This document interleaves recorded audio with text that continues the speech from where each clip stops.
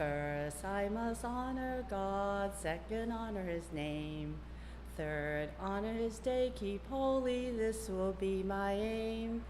Fourth, I must be obedient. Fifth, be kind and true. Sixth, be pure in all I say, and see and hear and do. Seventh, I must be honest. Eighth, be truthful in all things I say. Ninth, be pure in mind and heart, in all I think and desire each day. 10th, I must be satisfied, not be jealous, come what may. These are God's 10 commandments, these I must obey. It's not because I was very religious as a child.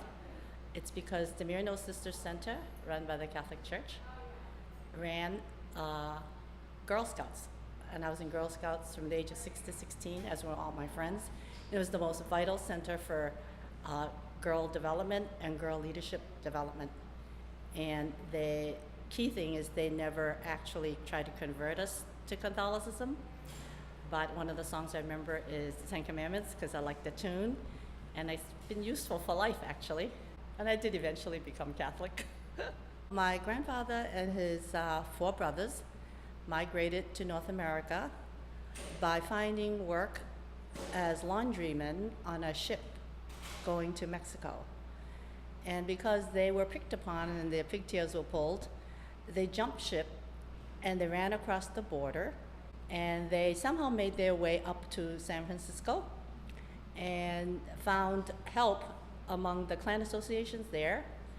And because the anti-Chinese violence was so great there, they started moving east, and they started traveling across America, ending up in Morgantown, West Virginia, then New York City, and finally opening a laundry in the north end of Boston in the Sicilian neighborhood where they settled.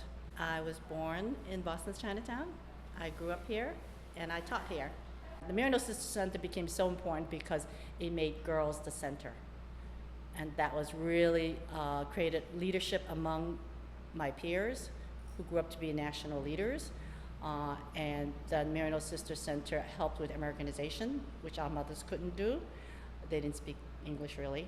I grew up translating mostly for my mother, even though my father was fluent, but he was always at the restaurant working.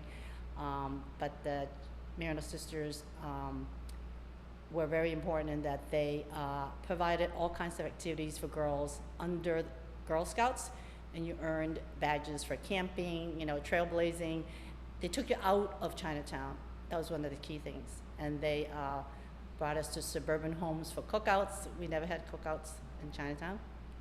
And they had a kitchen so you could learn American recipes and what even a tea party was. I was surprised that they put cream and they put milk and sugar in their tea. To me, that was really odd. And anybody could go. You could borrow ice skates for free. And as your foot grew, you just got a larger pair from the lending library. The ice skates were hung in the toy closet on hooks. You just took it, and you went skating on the frog pond in the Boston Commons for free.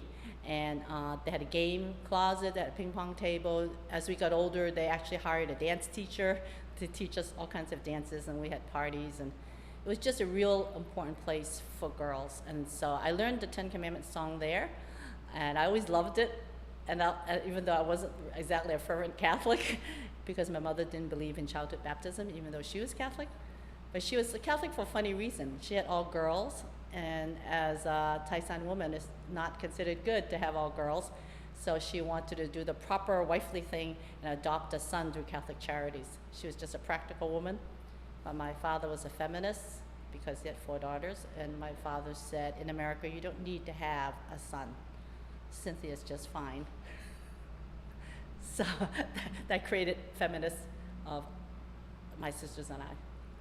And in America, it was a possibility. And then with the Communist Revolution, it became even more of a possibility.